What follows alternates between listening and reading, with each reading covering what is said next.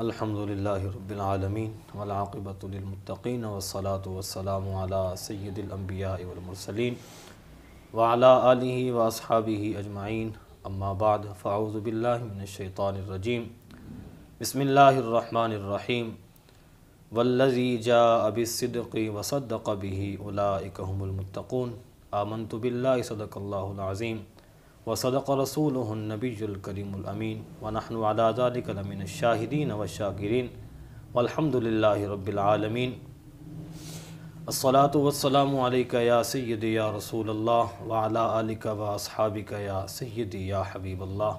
بندہ پروردگارم امت احمد نبی دوست دار چار یارم تابع اولاد علی مذہب حنفیہ دارم ملت حضرت خلیل خاک پائے غوث اعظم زیر سایہ ہر ولی صدیق عکس حسن کمال محمد است فاروق ذل جاہ و جلال محمد است عثمان ضیاء شمع جمال محمد است حیدر بہار باغ خصال محمد است۔ ناظرین کرام، پروگرام نور کی برسات کے ساتھ میں ہوں آپ کا میزبان محمد شہباز نقشبندی ایک مرتبہ پھر ایک نئے عنوان کے ساتھ آپ کی خدمت میں حاضر ہے۔ ناظرین کرام، آج ہم نے جس عنوان پر گفتگو کرنی ہے وہ عنوان بہت ہی اہمیت کا حامل ہے۔ آج ہم نے سیدنا صدیق اکبر رضی اللہ تعالی عنہ آپ کے حوالے سے آپ کی فضیلت پر گفتگو کریں گے۔ تو اے ناظرین کرام، آج کے ہمارے مہمانان گرامی کا میں آپ کو تعارف کراتا چلوں۔ ناظرین کرام، آج ہمارے ساتھ اس پروگرام میں شریک گفتگو ہیں ہمارے عظیم سکالر حضرت علامہ مولانا مفتی محمد نواز سعیدی صاحب، اور ہمارے ساتھ شریک گفتگو ہیں حضرت علامہ مولانا قاری محمد عثمان قادری شاذلی صاحب۔ ناظرین کرام، سیدنا صدیق اکبر رضی اللہ تعالی عنہ کو اللہ تبارک و تعالی نے جو مرتبہ و مقام عطا کیا دنیا اچھی طرح جانتی ہے۔ اللہ تبارک و تعالی نے قرآن مجید کے بہت مقامات پر سیدنا صدیق اکبر رضی اللہ تعالی عنہ کی شان کو بیان فرمایا۔ ناظرین کرام، حضرت مولا علی شیر خدا رضی اللہ تعالی عنہ ایک نوجوان نے آپ سے ایک سوال پوچھا۔ اس نوجوان نے پوچھا، اے علی، اس دنیا میں آقا علیہ الصلوۃ والسلام کے بعد سب سے بڑا عالم کون ہے؟ تو اس نوجوان کے ذہن میں یہ تھا کہ مولا علی شیر خدا رضی اللہ تعالی عنہ یہ جواب دیں گے کہ انا مدینۃ العلم وعلی بابھا، آقا کا فرمان ہے۔ تو حضرت مولا علی شیر خدا رضی اللہ تعالی عنہ نے فرمایا، اس دنیا میں آقا علیہ الصلوۃ والسلام کے بعد سب سے بڑا عالم سیدنا صدیق اکبر رضی اللہ تعالی عنہ آپ ہیں۔ اس نوجوان نے کہا، وہ کیسے؟ تو آپ نے فرمایا، آقا علیہ الصلوۃ والسلام کا فرمان ہے، مروا ابا بکر فلیسلم الناس، امام وہ ہوتا ہے جو سب سے بڑا عالم ہو۔ تو ناظرین کرام، اسی حوالے سے سیدنا صدیق اکبر رضی اللہ تعالی عنہ کی فضیلت کے حوالے سے، افضلیت کے حوالے سے اللہ تبارک و تعالی نے سیدنا صدیق اکبر رضی اللہ تعالی عنہ کو کیا مرتبہ و مقام عطا کیا، کیا فضیلت دی، اس پر ہم اپنے مہمانان گرامی سے روشنی لیں گے۔ جی علامہ صاحب، اللہ تبارک و تعالی نے سیدنا صدیق اکبر رضی اللہ تعالی عنہ کو جو مقام عطا کیا، جو فضیلت عطا کی، اس پر ذرا روشنی ڈالیں۔ بسم اللہ الرحمن الرحیم، الحمد للہ والصلاة علی اہلہا، اما بعد فاعوذ باللہ من الشیطان الرجیم، بسم اللہ الرحمن الرحیم، والسابقون الاولون، صدق اللہ العظیم۔ کہ محمد سے وفا تو نے تو ہم تیرے ہیں، یہ جہاں چیز ہے کیا لوح و قلم تیرے ہیں۔ علی و فاطمہ شبیر و شبر، ہن محمد پاک دے انوار وہبہ، ابو بکر عمر عثمان و علی ہن محمد پاک دے یار وہبا پیر مرید صدیق اکبر ثانی اثنین اذ ہما فی الغار۔ محترم جناب محمد شہباز صاحب، اچھا موضوع آپ نے سلیکٹ کیا۔ قرآن مجید فرقان حمید کی آیات مبارکہ پڑھی، حصول برکت کے لیے والسابقون الاولون، جو ایمان میں سبقت لے گئے۔ تو جناب صدیق اکبر رضی اللہ تعالیٰ عنہ کی شان ذات ایسی ہے جو اس شان کے لائق ہے کہ سب سے پہلے سبقت کلمہ پڑھنے میں جناب صدیق اکبر رضی اللہ تعالیٰ عنہ کی ذات۔ سبحان اللہ۔ یہ سرکار دو عالم کی ذات کے اوپر ایسا ایمان رکھا، قرآن مجید کی آیات مبارکہ ہے وَإِذَا قِيلَ لَهُمْ آمِنُوا كَمَا آمَنَ النَّاسِ، کہ ایمان لاؤ جیسا کہ ان لوگوں نے ایمان لایا، تو مطلب جیسا صحابہ کرام نے ایمان لایا ویسا ایمان لاؤ۔ تو صدیق اکبر رضی اللہ تعالیٰ عنہ کا ایمان، حضرت فاروق اعظم بھی پیچھے رہ گئے، وہ بھی اپنے آپ سے ہاتھ جوڑ کے عرض کرتے کہ عمر تو صدیق کے ایمان جیسا ایمان نہیں لا سکتا تو نیکیوں میں کیسے آگے بڑھے گا۔ وہ صلح حدیبیہ کا واقعہ، 315 صحابہ کرام ایک جمع غفیر سرکار کے ساتھ، تو سرکار وہاں ٹھہرے، آگے جو ماجرا لمبی طویل بحث، تو سرکار نے حکم دیا کہ احرام کھول دو، ہمارا عمرہ ہو گیا ہے، ٹینڈ کرواؤ۔ فاروق اعظم فرماتے سب سے پہلے جس کو میں نے دیکھا وہ صدیق اکبر تھے، لبیک کہہ کے احرام کھولا، ٹینڈ کرائی، کھجوریں کھانا شروع ہو گئے۔ میں جلال میں آیا، کوئی بھی نہیں بولتا تھا، میں بولا سرکار کی بارگاہ میں، سرکار آپ نے حکم دیا، پھر آپ ہی کہہ رہے ہیں، کیوں؟ آثار ایسے لگ رہے ہیں کہ بھئی ہم دب کے ہی عمرہ نہیں کر رہے، وجہ کیوں؟ سرکار نے فرمایا عمر میں اللہ کا نبی ہوں۔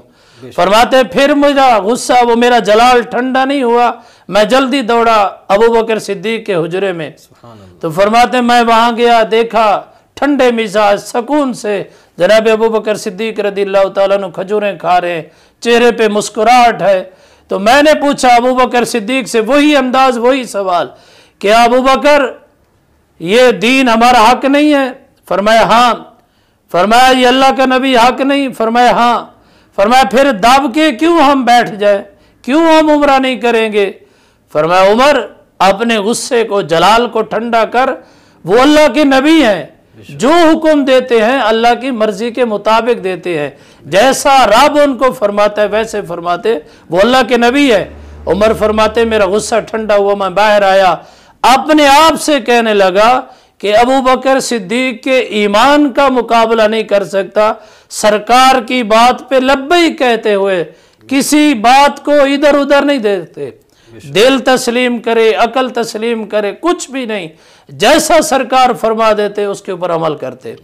تو فاروق اعظم بھی ہاتھ جوڑ کے کہتے ہیں عمر تم تو نیکیوں میں بڑھنا چاہتے ہو، تم تو صدیق کے ایمان جیسا ایمان نہیں لا سکتے۔ اور کیسا ایمان، کیسی محبت سرکار سے۔ ایک دن سرکار نے فرمایا حضرت ابو ہریرہ رضی اللہ تعالیٰ عنہ کو بھئی وقفے سے ملا کرو محبت بڑھے گی۔ فرماتے ہیں کہ یہی الفاظ تھے سرکار کے، سنا صدیق اکبر آئے، فجر کی نماز پڑھی، حجرے میں چلے گئے، ظہر پڑھی، حجرے میں چلے گئے، عصر پڑھی، حجرے میں چلے گئے۔ مغرب کے وقت سرکار نے حضرت انس سے پوچھا صدیق کہاں ہے؟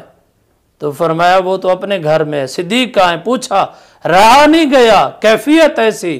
حضرت انس فرماتے ساتھ ہی حجرہ تھا، میں دوڑ کے حضرت ابو بکر صدیق کی بارگاہ میں گیا، میں نے کہا صدیق سرکار پوچھ رہے ہیں، 3 دفعہ سرکار نے پوچھ لیا ہے، فجر کے بعد، ظہر کے بعد، عصر کے بعد، تو مجھ سے رہا نہیں گیا، صدیق آؤ تمہارا یار تمہیں بلا رہا ہے۔ تو فرماتے ہیں کہ صدیق اکبر آئے، آ کے سرکار نے گلے سے لگایا، فرمایا صدیق کیوں چلے گئے ہو؟ فرمایا سرکار آپ نے تو فرمایا ہے وقفے سے ملو محبت بڑھے گی۔ تو سرکار نے کیسے پھر انداز رکھا؟ فرمایا صدیق میں نے باقیوں کو کہا ہے، تمہیں تو نہیں کہا۔ یعنی اتنا عمل کیا، سرکار سب کو مخاطب دوسروں کو بھی کہتے ہیں تو صدیق لبیک کہتے ہوئے کھڑے ہو جاتے ہیں۔ میرے محبوب نے فرما دیا ہے بس اب کسی بات کو نچوڑنا، اس کی پیچیدگی میں جانا، نکتہ چینی کرنا، فرمایا ایسے نہیں، محبوب نے فرما دیا ہے تو پھر عمل کرو۔ تو صدیق اکبر نے عمل کر کے دکھا دیا، تو پھر سرکار نے محبت کا ثبوت دیتے ہوئے مصلی امامت میں بھی کھڑا کیا۔ فرماتے افضلیت صدیق اکبر کی سرکار نے اپنی ظاہری زندگی میں بتا دی ہے کہ میرے بعد مصلی امامت پہ صدیق اکبر کھڑے ہوں۔ تو فرمایا جیسے میں نے انبیاء کی امامت کرائی ہے ویسے میرا صدیق صحابہ کی نماز کرا لے، جیسے میری شان انبیاء میں ہے ویسے ہی اعلیٰ شان صحابہ میں جناب صدیق اکبر کی۔ فرمایا اس طرح صدیق اکبر کی، اور سرکار کی وہ حدیث مبارکہ ہے نا بخاری اور مسلم شریف کی، سرکار نے فرمایا لو کنت متخذا خلیلا غیر ربی، فرمایا کہ اگر میں کسی کو اپنا محبوب بناؤں رب کے سوا تو فرمایا لاتخذت ابا بکر خلیلا، اگر میں کسی کو خلیل بناتا تو صدیق اکبر کو خلیل بناتا۔ میرا حقیقی خلیل دل میں جس کی جگہ ہے، جو گہرائی دل میں ہے، وہ میرا اللہ ہی ہے، اس کے سوا کوئی نہیں ہے۔